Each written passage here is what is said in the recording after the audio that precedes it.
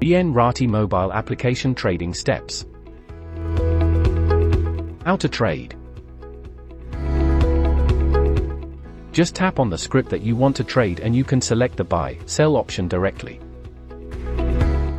Also, you can see the market depth before you place the order. Once you click the buy option, you may select the product you want to trade, wherein MIS is for intraday and CNC is for delivery. Further, you can select the type of order from the options given, that is, market order, limit order, stop loss market order. For market order, you may enter only the quantity and needn't enter the price. It will trade as per the market rate. For limit order, you have to enter the quantity and rate at which you want to buy the scrip.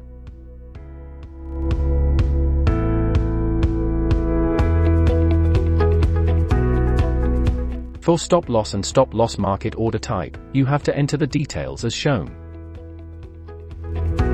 You can check the margin required for the order you are placing by refreshing the button.